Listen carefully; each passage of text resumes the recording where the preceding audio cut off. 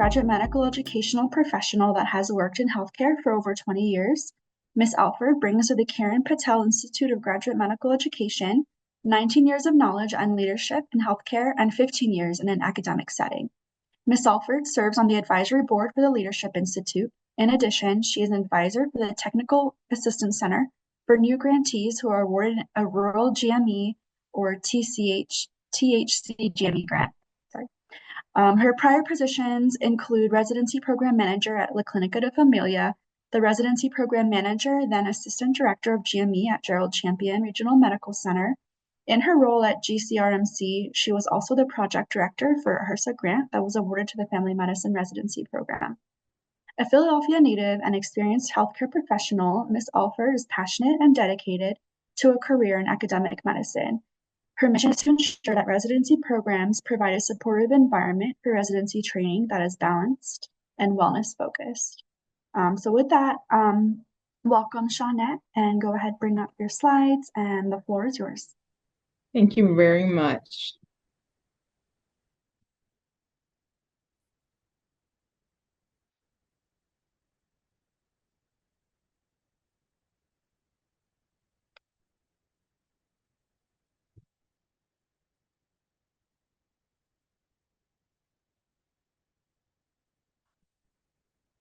All right. So first of all, thank you guys for having me.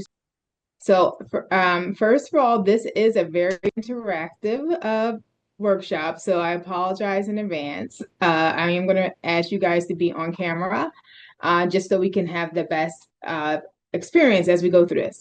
So this talk came to me years ago when I realized our multi-generations were in the same workforce. So I have no relevant financial relationships or disclosures, and our objectives are identified here. So really, we're just going to define the concept of generational diversity and identifying the primary generational cohorts that are currently represented in healthcare workforce, describe the key values, communication styles, work expectations with each generation, recognize how generational differences influence team dynamics, collaboration, interprofessional communication in clinical settings, analyze the impact of generational diversity on patient care delivery, including aspects such as communication with patients, technology use, approaches to empathy and professionalism, just applying strategies to bridge generational gaps and foster a respectful, inclusive work environment that enhances patient outcomes and staff satisfaction, and just develop actionable approaches for mentoring and knowledge transfer between generations to sustain quality care and organizational resilience. So all that fancy stuff to say, we're just going to understand each other and kind of meet each other where we are. That's really what it all comes down to. So you will need your phones. So if you could take a chance as a couple seconds and take your phone out, you're just going to go ahead and scan. And I always do it with you just to make sure it always works.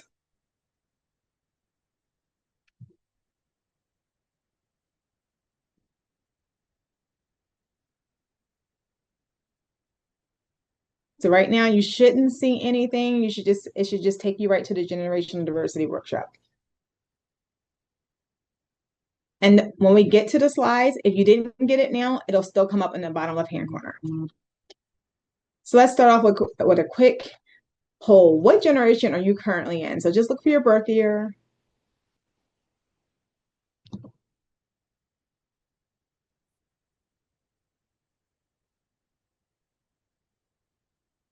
Give a couple seconds. So it looks like we're mostly with millennials and Gen X, Gen Z. So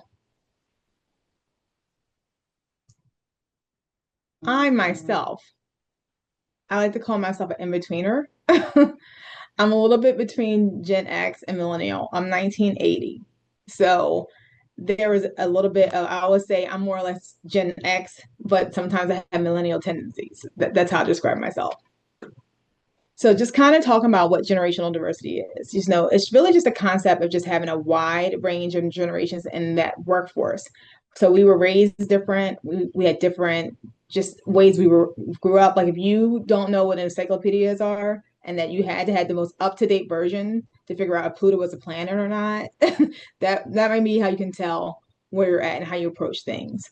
So this kind of came from several things in the workforce. Working in residency, I've been in here 20 years, so I've seen different classes come in, different things change. And it was kind of really an awakening to realize that I might have some biases that existed with me just from just the way I viewed everybody, the way I viewed learning. And so I had to take a step back and like, okay, I have to be fair to everybody who comes to our program. I can't expect them to know how to do things, know how to look up things and things like that. And I had to also learn from my own child. She was learning things very differently. She has had computers since the day she was born. So she had access to information. So she doesn't have to think and be creative with things. Like, I don't know how many people in that room who knew how to fix a TV by just slapping it in the right place. Anybody? Yep, I see a few, right? Those things just came, and I don't know how we all knew how to do that throughout different changes, but those are some of the things that we kind of learned. So obviously Gen Z is just kind of the digital natives, post 9/11, they went through recession, but they still had digital access. The millennials, Generation Y, they're the risk takers, the entrepreneurs in tech. Those I am not a team iPhone person, so people judge me a lot about that. I am still in the Samsung world. So people think I'm not into the tech, but I do. I have a little bit of both. But I did learn to type on a typewriter. So some of you may or may not have learned to type on a typewriter, not a word processor, not a computer. That was me. Latchkey kid. I also was a latchkey kid. You got a keys, you went home, and you were allowed to let yourself in. You knew what you shouldn't do. You shouldn't touch. You had rules, and you didn't break them because the whole neighborhood was telling you. Your neighbors were telling you. Those are the way we were raised. And then, we had the baby boomers. There was like just a boom in birth rate. It was post World War II. And then you had your traditionalists, the Great Depression and World War II. So I had the privilege of working with people in each one of these categories. And I learned so much from everybody and how they thought about things, how they express things, how they approach problems. And I think that was one of the things I learned, you don't have to think like me. Actually learn more because you don't think like me. We're a better team if we think different ways. So just those different approaches to just communication in general. So then we have the benefits of the generational diversity, right? The best workforce have a mix of people. And I truly believe that. We work on knowledge sharing. I know something that you don't know. A lot of us know things by experiences. If you have a lot of physicians who've been here, they've seen all types of things, especially in rural communities and underserved communities. There are things that are just special to those communities. Like, and when I was in Alamogordo, there was a specific type of cancer that came in, and we realized it was just a different thing. This is when uh, the bomb was the atomic bomb went off there, and there was a lot of soil issues. So we saw a lot of different health things were just associated with that. And I knew that because the community told me, not because I knew that from history. Every time I talked to somebody as a patient, they would give me the history of things that went in there. There are things beyond just the textbooks, just those little small things. There's wider talent pools when we have different generations. You'll see a little clip later on. I don't know if anybody saw the movie The Intern, but you'll see how you bring us together and we start approaching things in very different ways with the same common goal. More inclusive company culture, I like to celebrate everything. I've learned over the years to celebrate all the good things. Like coming up is Veterans Day. So I always like to say I've learned a lot from people who have been in the military. I had another program coordinator who was there, but she was overseeing teams in the military, and she thought she didn't have enough GME experience. I said, I just correlated it. I said, you were managing teams, you were managing budgets, you were managing all this thing. It does correlate to the medical field. Like, let me show you how. So basically learning from one another and kind of making each other better. And then just innovation and problem solving. This one is a terrible example, but I'm going to tell you guys. We were at Hahnemann back before they sold it, and they had decided to stop giving money to do repairs because they were selling the building. So our residents' QI projects were really based upon things that were broken that shouldn't have been and how to fix them and be creative and innovative about it. So I saw my residents kind of find ways to work with the facility management and just kind of get doors fixed, doors that were hitting patients when they were coming through. Like small little things that made a big difference in patient safety. When you're going into the OR, you shouldn't get a concussion from the door that slams into you. So, we took all the generations, worked together and found the little fixes to make it better. And then just knowledge sharing, being open to listening and learning in different ways. I don't believe any of us learn the same way. There's some of us who are, if I'm talking to you right now, if I see you doodling, I expect that that's how you're learning. When people are talking to me, if I'm writing, I'm actually listening a lot better. So a lot of times it's just meeting people and realizing that we all have different learning styles. So I love the idea of pairing like your new hires with a senior executive, somebody who's been there in the team and kind of getting that administrative role. So what we did was we always make sure our mentors are balanced out with our program. We have a resident paired with a attendant who's been there years and has learned all the things, who knows how the changes went. So a chief resident, we used to use them as our advocates because there was times when we found that one class would come in and be like, Shawnette, we want didactics to be at 2 o'clock because this works best because X, Y, and Z. And then the next class, like, Shawnette, we want didactics to be at 11 a.m. because this works best because the OR is this, that, and the other. And then we said, wait a minute, we need to tell them why we make these changes. Like, we don't do didactics at 11 because this would affect your lunch hour. We don't do it at 2 because this is after all the overall has run and you're usually tired.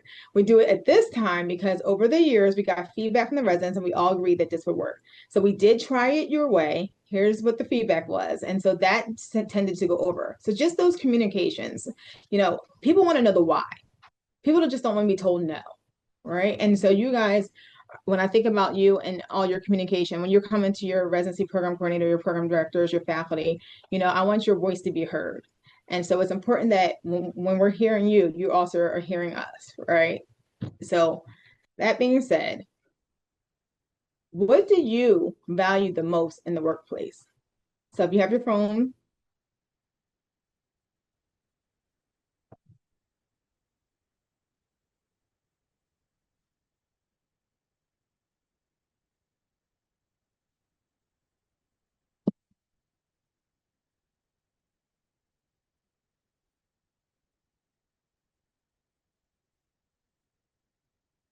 so we have trust within the team, community, feeling welcome, positive environment, people who want to work, communication, independence. I love these because I feel like we're all pretty similar what we want. We want good people. We want people who can communicate. I want to feel welcome. I want to feel like my say matters. I want to feel like I can help make our organization better. I can help make our patients better. I want honesty. And then how do you want that honesty sometimes? You have to think about, okay, I want honesty, but how do I receive it? So one of the things I did was when all our new residents started, I decided I'm going to sit down with them one-on-one without anybody else around and say, how do you like to receive feedback? If you've done something, do you want me to come to you in the clinic? Do you want me to wait till you're off? Do you want me to be in an email? Do you want it directly and right? And so I would have a little note on each person and I would communicate in their style. And I had way better positive outcomes of getting the changes made. I never really had to make them again because I really gave the feedback back in a way that you wanted to receive it. Now, there were some other sides. Some people found out that they didn't like to receive it the way they thought they liked to receive it. So we still made adjustments. Sometimes you don't want to receive it in the moment. You want to have time to go back and then improve it later. So I really appreciate you guys being honest. So, intergenerational conflict. So there's some great things about having multiple generations in a workplace, but there's some also conflicts that are aware, right? So my style naturally is face-to-face communication if I can. I'd rather have a conversation. I'd rather not have an email and copy 5 people. I really would like to talk it out with one-on-one. Hey, what should we do? Has this been done before? How can we address it? That is my preference, right? But I know that that's not everybody else's preferences. So some people can you just send me an email? Great. You know why? Because they want to be able to address the email and not get to that issue. I know that even though I would prefer face to face, I got to meet them where they are. Text. A lot of times with the residents, you guys are on rotations, you're busy. So a text is actually good because when you can, you'll get to it, right? Zoom, where we're at now, Zoom, Teams, video conferences, any of those ways. Hey, let's just jump on a quick Zoom. Let's work this out. Let's share a screen. Let's see what we're doing. I actually really can get with it. I think that's a good middle ground to me. Between the email and face-to-face, the video conferences have really been something I felt like that's a good middle ground with multiple generations. However, sometimes you have to teach how to use the technology, and you have to be willing to do that as well. Bigger difference was work culture. what are your priorities? My priority might be for you to have all your administrative tasks done. Your priority might be like, I need to have all my notes done and to make sure all my scripts are in. Like that might be your priority, right? Because that's the patient care.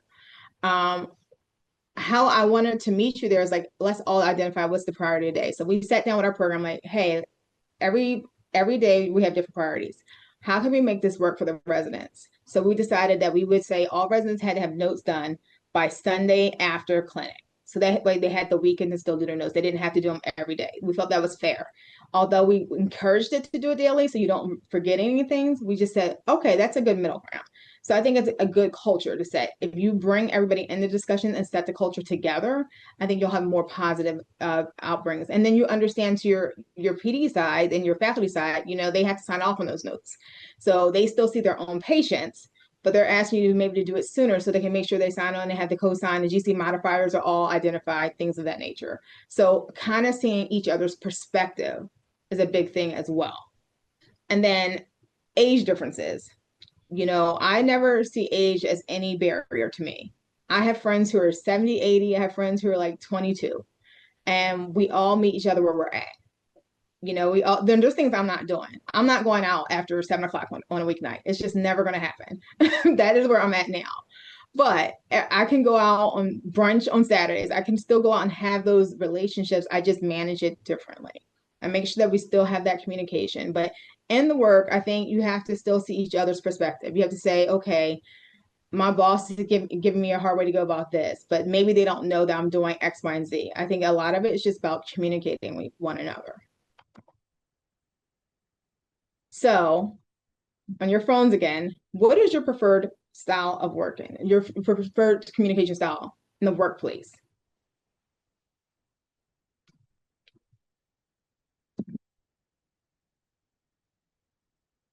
I love it. I love it. A lot of us are face-to-facers. Text. I should do like, these are my two preferred style is text and face-to-face. Text because if you can't, it's unrealistic to believe that everybody's available at every single second of the day. That's just unrealistic, right? But can I get you the text so you can get the same communication? If I can find, Amanda, I'm like, hi, Amanda, I need to do this, but Mario is somewhere else. Let me send Mario a text so he gets the same information, but she got the face to face, he got the text, but they both got the message. That's really the most important part is making sure we're getting the message across. So I think you can be flexible. You can say, hey, I prefer face to face, but I'm going to send a text to follow up just so you guys all know what's going on. So now we have an exercise. So what I'm going to do is for all of you guys in the same room, I'm going to ask you guys to work together. You can either, it's a lot of you, so I would say 2 groups in the room. We're going to do this first exercise. So using the scenario below, you're going to work in your groups. You're going to designate somebody to be your spokesman. All right. The medical school is going to require all our medical students to complete a community service project to be eligible for graduation. It was not discussed during the application process, but the faculty believes this will be beneficial for their education. As a team, in your 2 groups in the room, you're going to decide how it should be communicated to the students and what manner it should be rolled out and think about the possible outcomes of this decision. I'm going to have, I think, is it Shawkey? A couple people disappeared, so they probably didn't want to do it. But if you could just stay with me, we can just talk through it. We're going to put you in a breakout room. But I'm going to put Mario, Amanda in the room with Shawkey, and you and them, you can be in another room.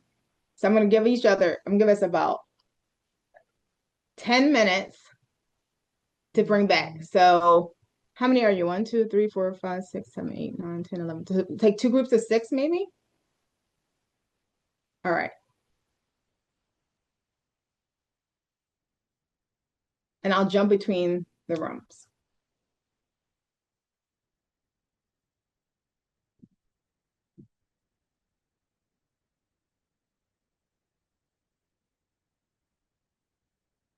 So I just want to reemphasize your team, your group is going to decide how we're going to communicate this new change to the students, how it should be rolled out, and think about the possible outcomes of this decision. I'm going to stop sharing so you can do the groups.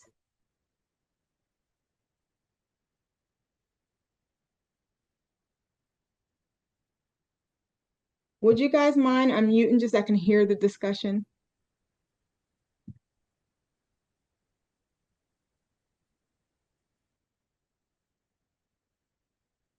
Can you hear us? Okay. Thank you. So we're just discussing, we can keep discussing, but we're just discussing that it should be probably put up on the website, send out an email to everybody, but also should really only apply.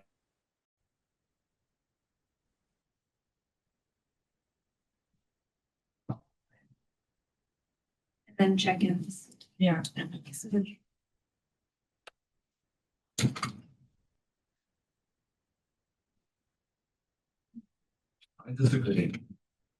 I I feel like I was always first in medical school who was like, I have to sign like this could have been an email. And this sounds like it should be. I'm just trying to get doubles out there. I think one person, like one faculty member should be assigned primary responsibility over it, and that should be the point of contact for the project. That way, if you're asking the same questions, generally different people. And if somebody's asking the same question over and over, it can just be sent out an email and say, here's this commonly asked thing, here's the answer to it. Well, and like maybe to like address like the different learning styles, maybe like the lectures like optional, right? I like to come ask your questions, get more information, but here's like the syllabus, everything you should need to know if you want to go. They can make it. There you go. Yeah.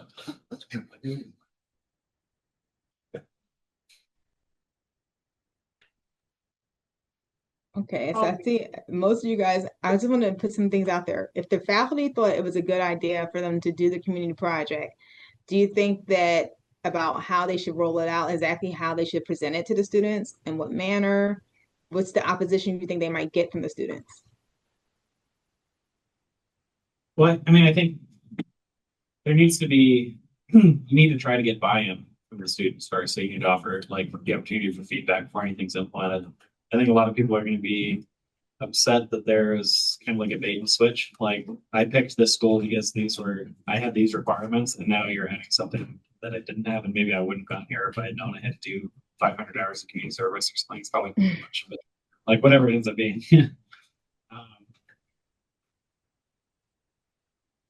That's a good point. So I think this one it came up in our school, and then we thought about that too. I also work at a medical school, and we were like, okay, you're right. If you came in and that was not a requirement, but we wanted to make sure we thought this would be good to do a community project. Maybe you do it as a class versus as a person. Can we make it so that they all can do something together and not give them too many parameters around it? It just has to be once a year. It could be a volunteer thing. It could be maybe doing a food drive. They kind of give them actual parameters, what it would look like, so they don't think, number one, oh my gosh, this is more work on me. Two, this is that big of, a big of a deal, because really they're doing it so they're actually in the community that they're serving and that they're training in, and that they want to go out to these different programs. So we thought like, okay, maybe you had to get some champions. Let's get the government from the student body to come in, talk to them first. What do you think about this? How do you think we should roll this out? Do you think you can talk to your peers and kind of be on board with this, and then get their feedback to make it inclusive instead of us telling them another thing they have to do? Like, you're right, they did not know that when they signed up. I might not have come here. I don't want to do community service, but ultimately if we think it's going to help the community and help their relationships in the community, we just have to figure out a way. But I think I liked your idea of making it for the next classes, not the current ones, because it's not fair for them to do it. And maybe they'll want to do it, make it optional. Yeah, exactly. Because then you're basically pilot testing it for a couple of years. You can work out the kinks before it becomes mandatory for everybody. All right, so I'm going to give you our second exercise.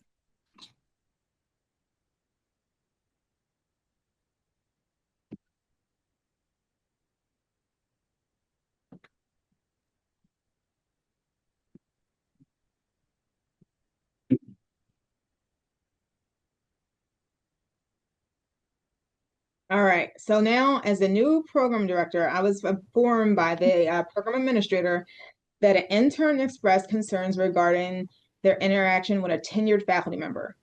During morning report, according to the intern, the faculty member was perceived as being mean during the session. The situation occurred when the intern presented a patient case without obtaining a full history. When questioned about their preparation and whether they had completed the assigned reading material for the rotation, the intern acknowledged that they had not. The faculty member responded by stating that during their own training, such a lack of preparation would have been considered unacceptable and might have resulted in dismissal from the session. The faculty member then exited the interaction.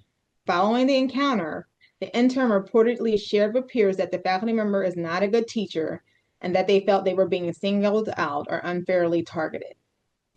As a team, decide how the program should address professionalism in this scenario. What challenges might you have that are generational and not professionalism? Positive, negative, etc. So I'm going to let you guys start talking again.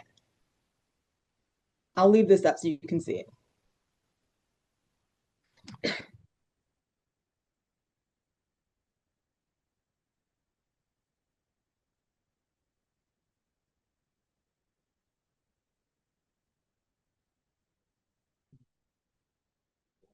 I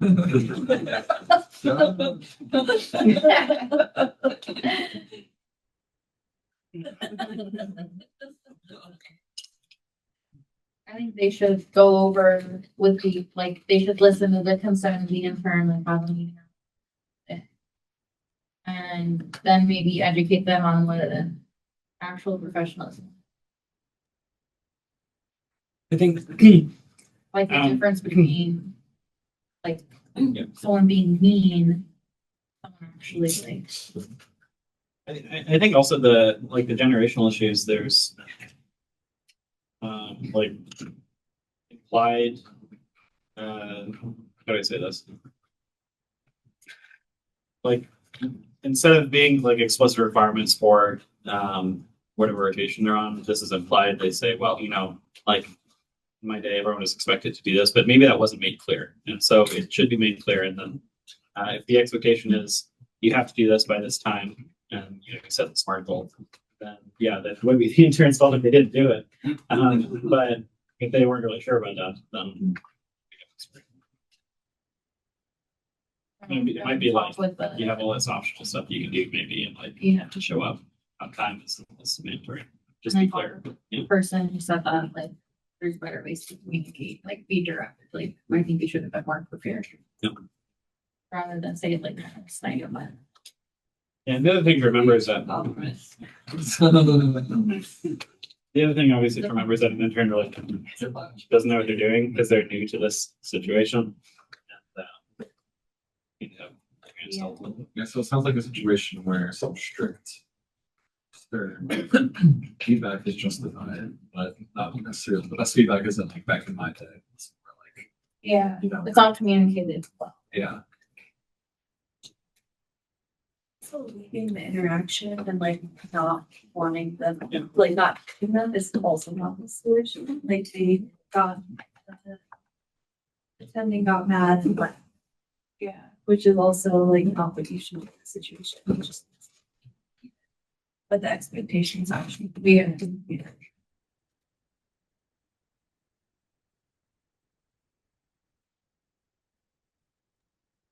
So I think you guys hit on a lot of good things. I think what we found was somebody who had in their time had a different type of structure, right?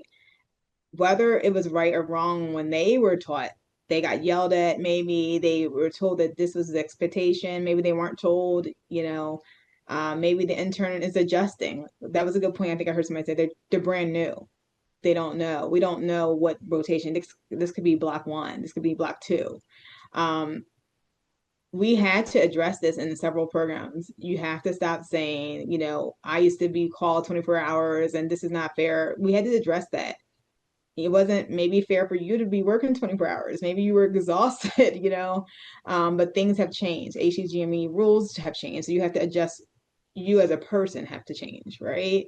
And at the same time, if they are a brand new intern and they didn't do this and this is the first interaction you're having with them, you don't want to be you don't want them to think that's the way you are. you could say, hey, tomorrow, make sure you read this chapter. Is there anything that you are struggling with? Do you have time management? There's different ways to address it. Professionalism, I thought there was problems on both sides. You know, the intern going around and saying that the person was mean and it was not a good teacher, but did not maybe acknowledge that they personally did not do the reading, right? And then the teacher, instead of just guiding them on the right way, you know, they kind of give them a lecture and kind of walked off. That's really not understanding, communicating, and saying, hey, my expectation is that tomorrow that you come in, this is what you should do. This is for your patient care, and that's how you do it. So I have a video that we're going to watch. There's going to be 2 different videos. I just want to get your feedback after this video.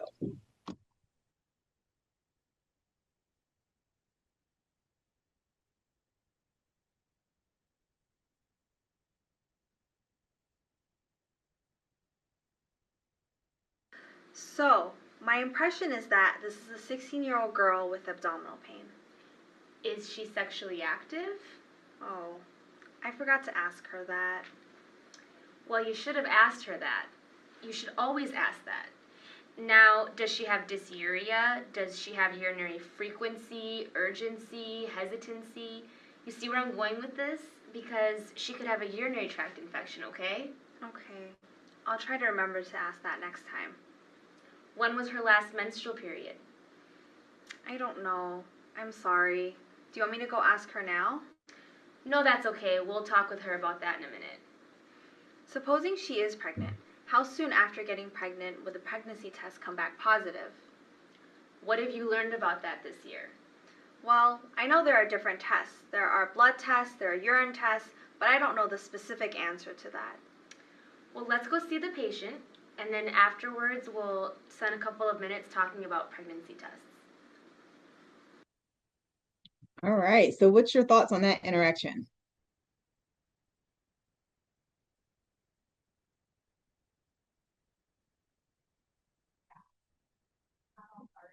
Pretty good, but I do kind of wonder if the senior knows the answer to the question because she didn't answer it. I mean, Asking question and she's asking a question again in return. So what have you learned? Do you think that was teaching? No. Yeah. Sound like I think that's a lesson. Great mark. Yeah, I feel like the student was asking appropriate questions and was maybe forgot things about her history, but was very open and honest about forgetting things about her history. It could have been a good opportunity to teach them. Instead, she, senior was being a little passive aggressive and made it so that the student maybe in the future wouldn't be brave enough to ask those questions, you know? If we want to create an environment that is open to teaching, not one that is passive aggressive and like that. I agree. Okay, so now let me play the second clip and see how your thoughts are now.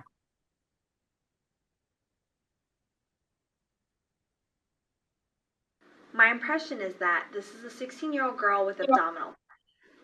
Good. So what do you think is going on with this patient? Well, maybe she has an ulcer. Okay. Tell me a little bit more about why you're thinking that. I don't know. I mean, ulcers happen a lot. I don't know if teenagers really get them, but I was thinking they could. It's good you're considering peptic ulcer disease in your differential, because sometimes that does get missed in adolescence. Maybe after we're done, you can go online and look up some abdominal pain differentials in adolescence, and we can talk about that when you're done. Meanwhile, I think we should consider some other possibly more common differentials in this patient, like pregnancy. Yes, I totally forgot to ask her about that. She didn't bring it up either. It's important to remember that sometimes teens feel uncomfortable talking about sexuality issues. So let's go talk with her together, and we can also check a pregnancy test. Any questions before we go in and talk? Nope. All right, much better, right? Yes. But what also came up now we're talking about now we're having to realize how do we talk to the teens, right? So that they're not going to think about the things that you're going to think about, even inside, outside of medical, right? So you're thinking about, okay, there's that younger generation, here's you in the learning, here's my senior, but we are all on different levels. But what I loved is that she taught her more than just, okay, that's fine, let's move on. These are the things you can do. I love where you're at. That's maybe not the right direction, but I really thought she guided her and really taught her.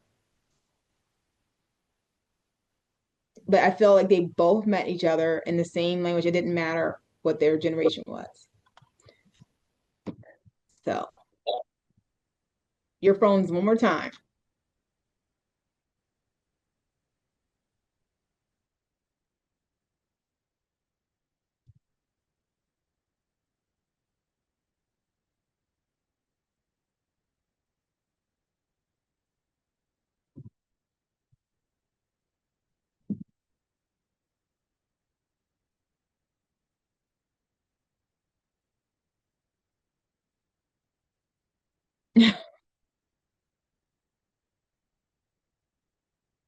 Sleep, family, cats, food, oh, happiness, my time, communication.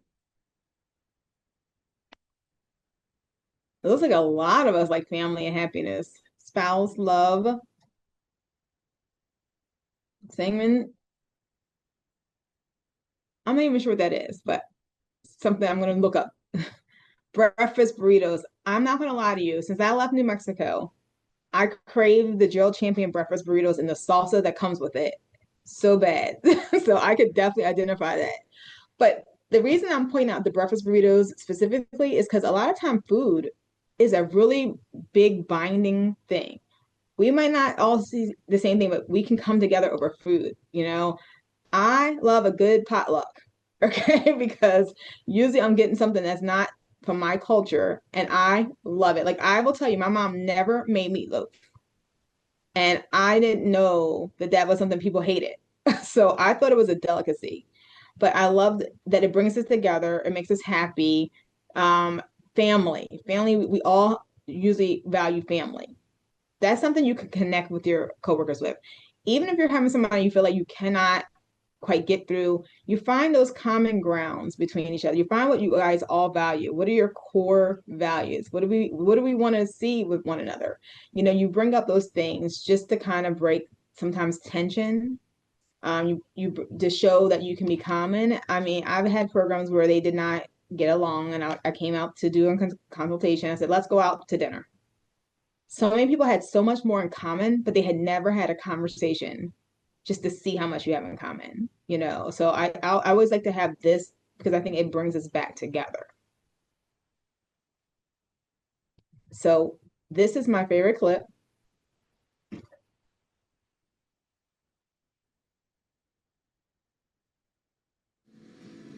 So you're on Facebook, huh? Well, I've been trying to figure it out. I joined about 10 minutes ago. Well, better late than never. You want some help? I'd love some, but really, you've got better things to do. No, I need a diversion. You have a photo of yourself? No, I need one. If you want to look up all those hotties from high school, you do. Say cheese. Cheese. That's cute. Okay, I just need to send that to you. All right, so there are all these questions for your profile that you can answer if you want to or not, like religious views, political views, people who inspire you. Jules Austin. I'm not trying to brown nose you, but I've been in business a long time, and I've never run across anyone quite like you. You do inspire, Jules. I just knew at the end of the day that a woman with a glass of wine and a laptop had real shopping potential. You have a favorite quote? I do. You're never wrong to do the right thing. Who said that, you? Yeah, but I'm pretty sure Mark Twain said it first.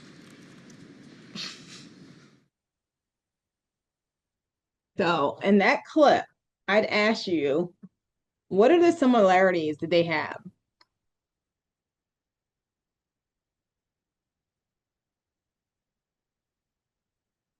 You guys are still muted, so I can't hear if you guys are talking.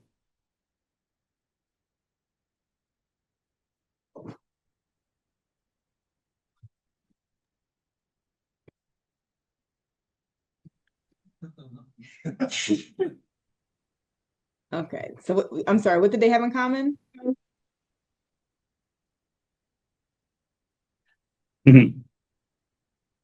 Someone said they work in the same place. They work at the same place. Anything else? Nothing else? One put in the chat, they both are intellectuals. They both are intellectuals. I love that.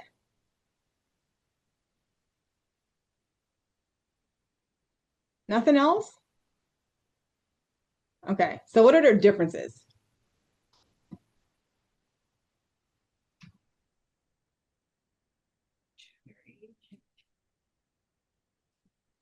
Well, there's one obvious.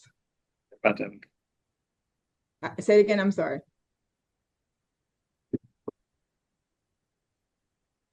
Mario, did you say something? I didn't hear it. No, I was gonna say in the chat, Gabriel said age, sex, generation gap. Okay, age, sex, generation. Perfect. That's what I was looking for, right? Very different, both business minds, right?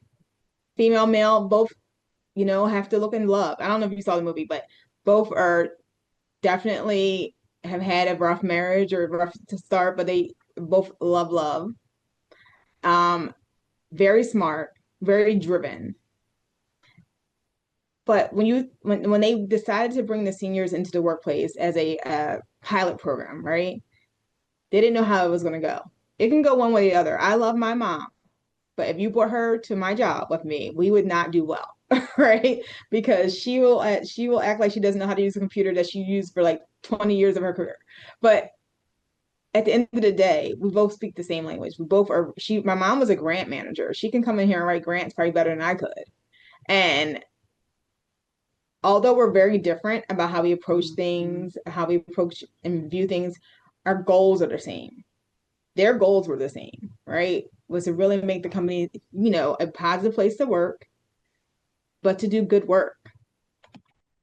So since we're in a room where I see multi-generations, we're going to do a little bit of a quiz. There's no real prize, but you need your phones.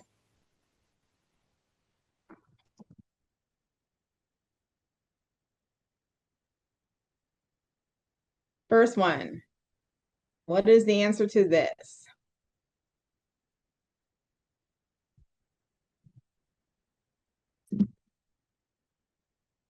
Four seconds left. All right, so far we're all good. Next question. I'm leading it. I don't count as winner. I'm just doing it to make sure it works.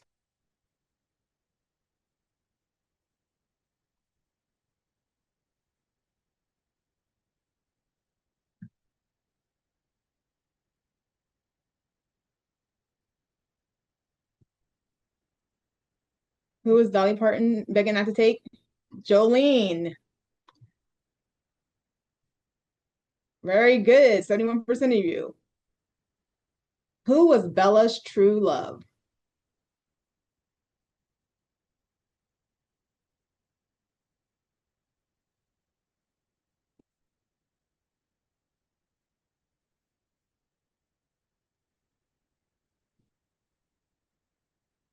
It was Edward. Who co-starred in Rhapsody with Vittorio Gassman?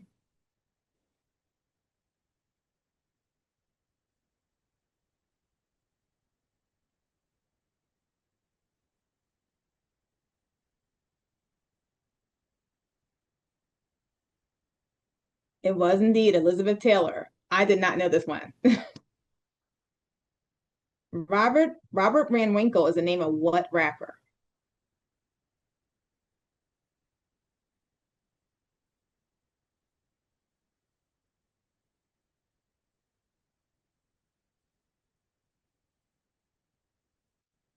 It was Vanilla Ice. The world's tallest building is located in what city?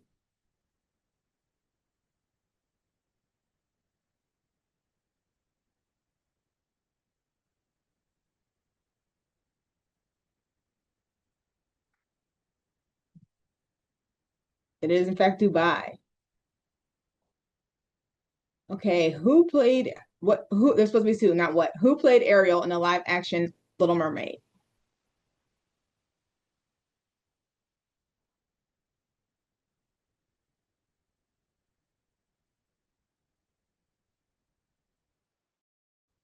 It was Haley Bailey. I put the Berry in there just to trick you. So Daniel and MD are our two top winners on this. So these are my references, which they will have. So after today's talk, just kind of curious, like, the reason why I did the quiz again is that I realized one day I was out at a brewery in Alamogordo with my team from the residency program, and we were playing trivia, and we needed somebody from each generation to win. We needed to be a team. We needed to have each other's knowledge. We needed to have each other's perspective, and even just logic, the way you approach and narrowing down answers. And we were better as a team when we worked together. When we worked separately and tried to do our own trivias, we never won. But when we worked as a team, we won just better. So just final thoughts on this is basically, you know, in a residency program, you know, I've had different leaders, different residents, and I felt like when we all sat down, listened, talked about communication styles, realized that we, you know, we had differences. Like my daughter has never had to worry about information. She has it at her hand, right? My mother, you know, didn't have things like her hand. My grandma barely survived being able to get an education and being able to provide for her family. So I saw different ways of raising kids. I saw different ways of me being raised. I saw opportunities that came from technology that were never there before.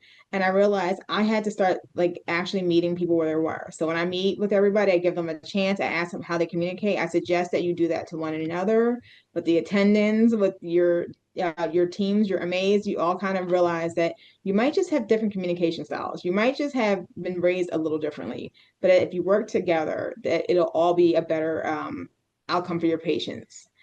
So are there any questions for me?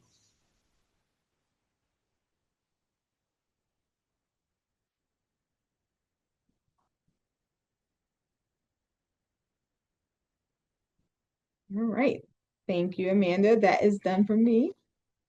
Yeah, thank you. If there are no more questions, we'll go ahead and start closing out. Thank you so much, Shawnette, for your time and the discussions. Thank you all for joining us. Hope to see you at some future events. And again, thank you, Shawnette, so much.